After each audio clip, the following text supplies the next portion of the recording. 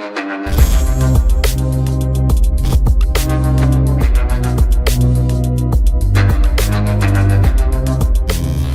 वालेकुम गाइस, कैसे हैं आप। उम्मीद करता हूं कि आप सब खैरियत से होंगे, खुश होंगे और हमारी दुआ है कि आप हमेशा खुश रहें, हंसते और मुस्कुराते रहें।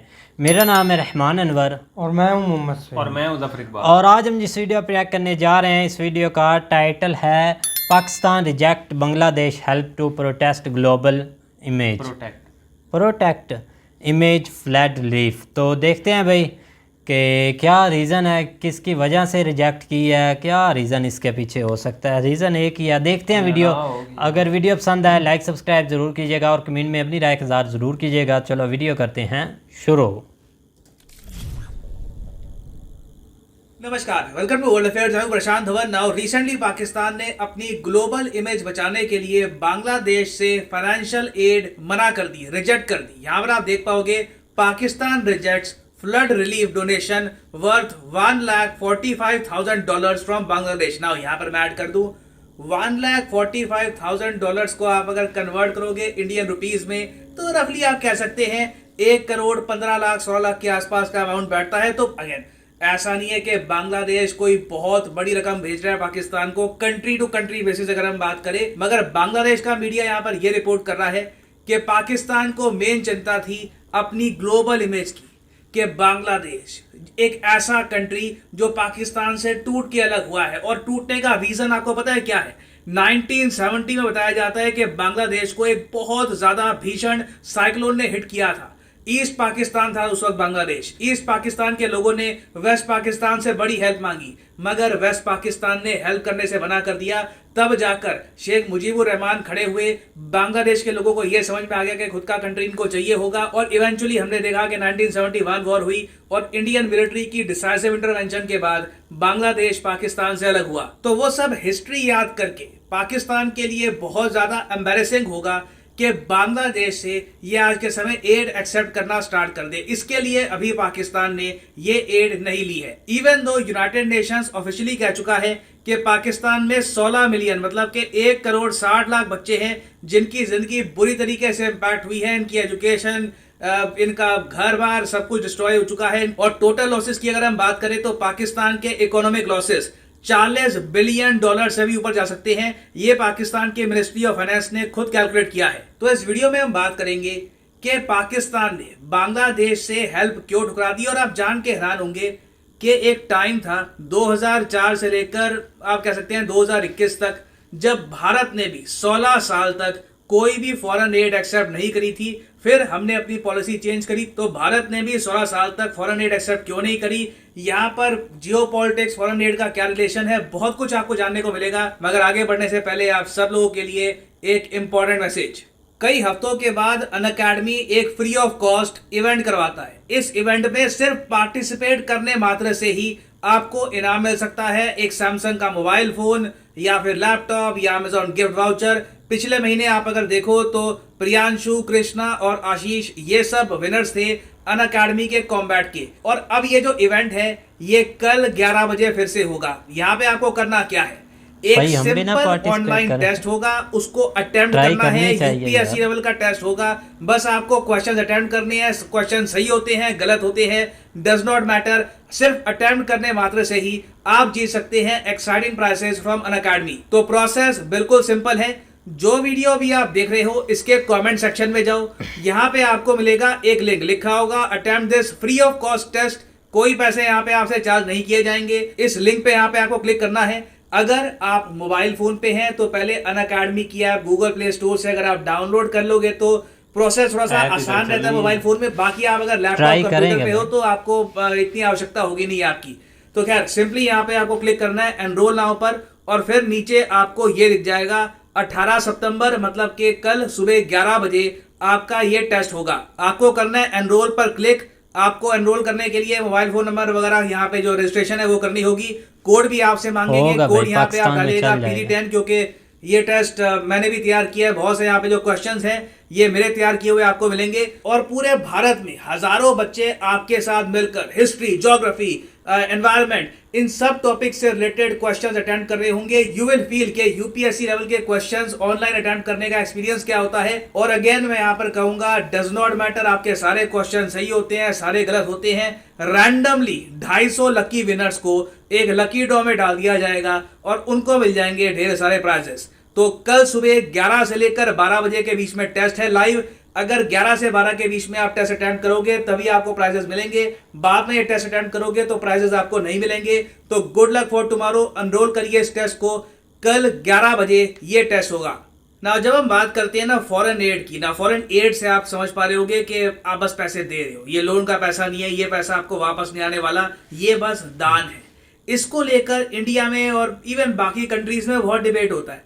अब मैं वैसे आपको बताता हूं, जब भी भारत में कुछ हम अकॉम्प्लिश करते हैं, कुछ बहुत ज्यादा रिमार्केबल कुछ हम बनाते हैं या फिर इकोनॉमी में आगे निकलते हैं, इसरो कुछ भी करता है, यूके से सिर्फ एक बात आती है, हम उनको फाइनेंशियल एड क्यों देते हैं, जबकि यूके बहुत ज्यादा कम, कुछ $1 मिलियन फाइनेंशियल एड देता है, वो भी डायरेक्टली भारत सरकार को नहीं। इनके बहुत सारे जो एनजीओ हैं इंडिया में वो ये सब काम करते हैं इनकी एड पर। तो हमेशा आप देखोगे यूके में जो मेंबर ऑफ पार्लियामेंट है ये पूछते हैं इनकी सरकार से कि जब इंडिया इतना स्ट्रांग हो गया तो इंडिया को हम फाइनेंशियल एड क्यों देते हैं। बीच में आपको याद होगा यूके ने एक तर्क निकाला था कि इंडिया ने $330 मिलियन का स्टैचू ऑफ यूनिटी बना दिया, यूके ने 1.1 बिलियन पाउंड दिए थे इंडिया को। ये ऑफ कोर्स बात कर रहे हैं 2012 से लेकर 2016-17 के टाइम की। फिर इवन रिसेंटली मैं देख रहा था जब इंडिया ने यूके को सरपास कर दिया तो ज्यादातर ब्रिटेन जलन के मारे या फिर फ्रस्ट्रेशन के मारे ये लिखते हैं कि इंडिया को अभी भी हम फॉरेन एड क्यों दे रहे हैं, उनको फॉरेन एड देना बंद करो, खुद पे खर्चो, उनको पैसा मत दो। जबकि आप जान के हैरान होंगे, डॉक्टर मनमोहन सिंह जी ने 2004 में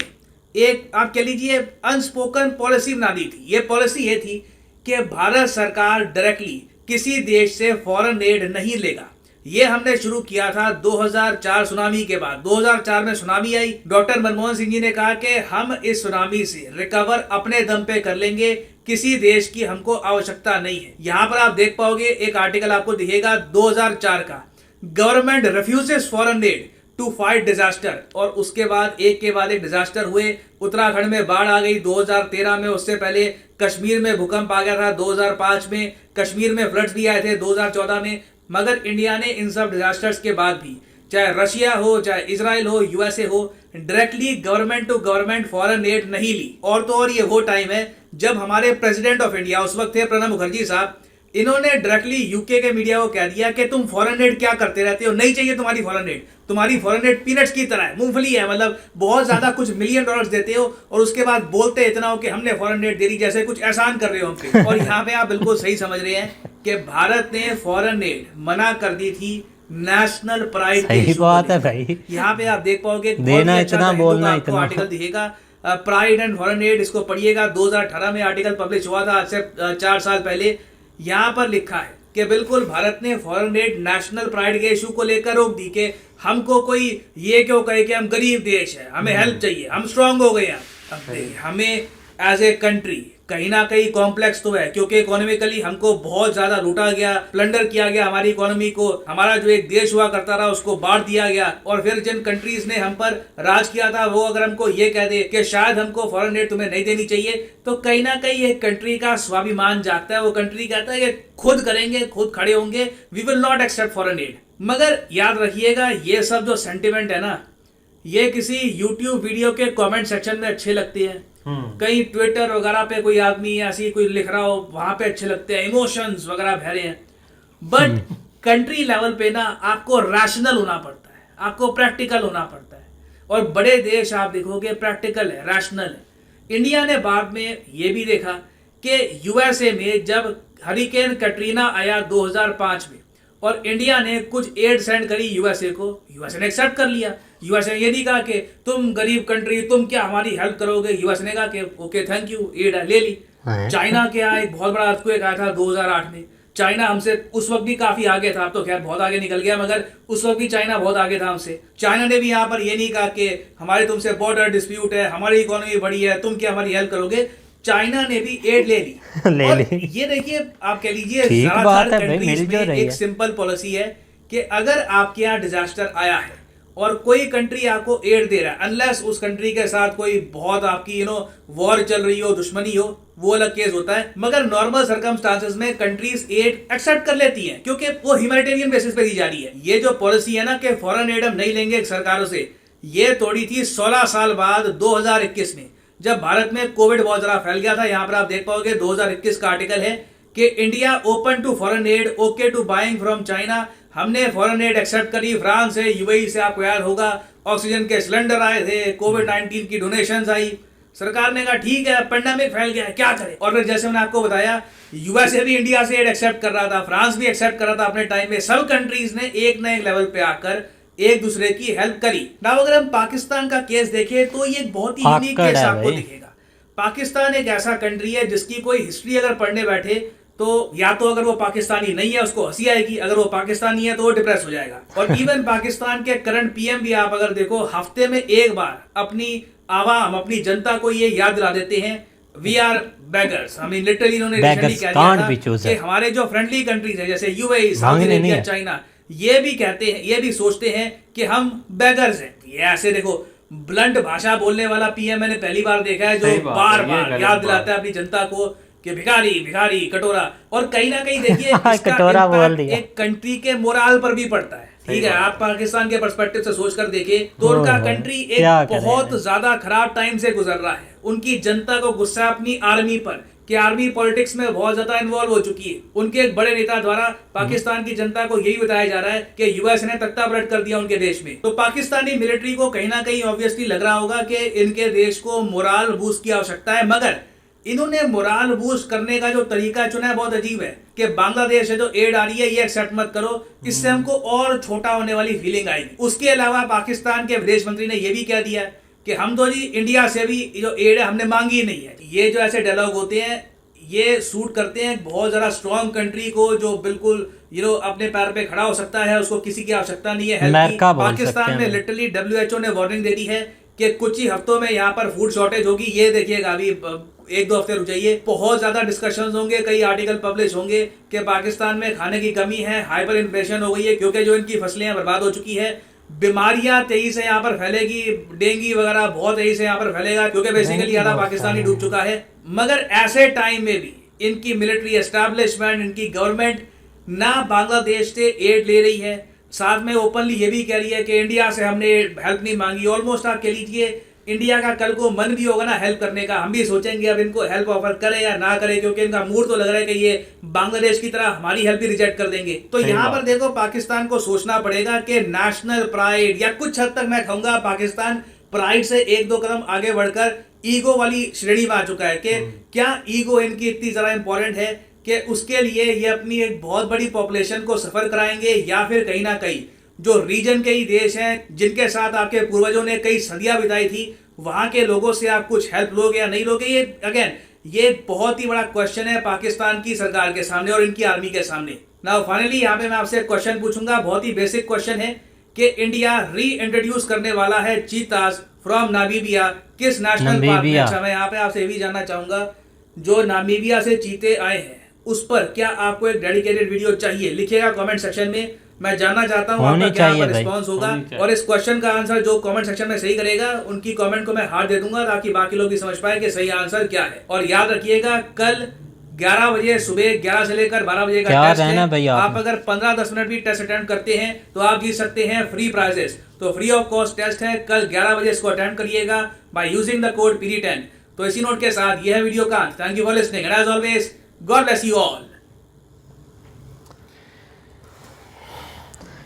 हाँ जी गाइस, तो जैसे कि आप वीडियो देख रहे थे तो वीडियो भी काफ़ी अच्छी थी और सही बात है। जो सबसे पहले तो ये है कि भाई इंडिया ने जो पॉलिसी बनाई थी, चलो उन्होंने अपने लिहाज से ठीक बनाई थी भाई कि वो नहीं लेंगे या जो भी है, लेकिन ये हमको बहुत अच्छी बात लगी कि जो उन्होंने भाई वो ठुकरा दी थी उनकी भाई कि आप देते इतनी सी हैं और बातें ऐसे करते हैं जैसे कि आपने भाई पूरे इंडिया को खाना खिला दिया 5 साल का। इतनी देते हैं भाई, इतनी सी देते थे और बातें इतनी सी करते थे। उन्होंने बोला जाओ अपनी पास रखा, उन्होंने नहीं लेनी भाई।